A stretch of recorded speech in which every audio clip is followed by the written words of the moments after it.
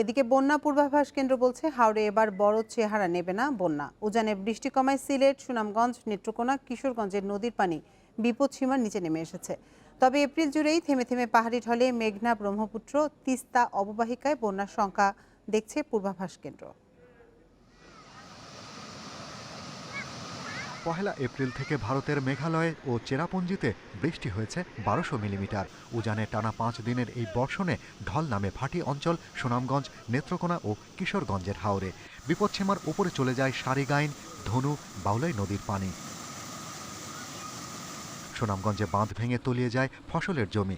স্থানীয় কৃষি বিভাগের তথ্য বলছে এ পর্যন্ত 3 জেলার হাওরে তলিয়ে গেছে প্রায় 850 হেক্টর বোরো ক্ষেত।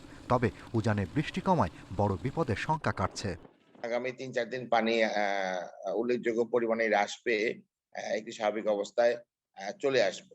তো যেহেতু এখনো আমাদের আ নদীর মেজর যে পয়েন্ট গুলো আছে সেগুলোতে পানি বিপদসীমা অতিক্রম করে নাই।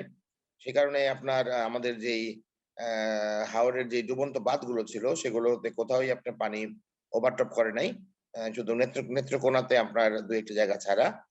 2017-র ঢলে সুনামগঞ্জ, নেত্রকোনা ও কিশোরগঞ্জে 1,71,115 হেক্টর জমির বোরো ধান তলিয়ে গেলেও এবার সে শঙ্কা নেই। তবে এপ্রিল জুড়ে থেমে থেমে আসতে পারে পাহাড়ি ঢল। এতে মেঘনা, ব্রহ্মপুত্র অববাহিকায় বন্যা পরিস্থিতির শঙ্কা কাটছে না। যেখানে আপনার ফসল আপনার কাটার মতো অবস্থায় চলে এসেছে, দেরি না করে আপনার দ্রুত সেগুলো কাটার দিকে মনোযোগ দেওয়া উচিত। তিস্তা নদীর অংশে আপনার ভারী বৃষ্টিপাতের কারণে আমাদের বন্যার আশঙ্কা থাকে। তো যেটার আমরা আমরা মনে করি যে এই চলতি মাসেও তিস্তা নদী এবং তার উজানে ভারী বৃষ্টিপাত হওয়ার সম্ভাবনা আছে। এবছর 2 কোটি টনেরও বেশি বোরো ধান সংগ্রহের আশা কৃষি বিভাগের। তারা বলছেন এ বন্যা লক্ষ্য অর্জনে বাধা হবে না। Shahriar Anirban, independent news, Dhaka.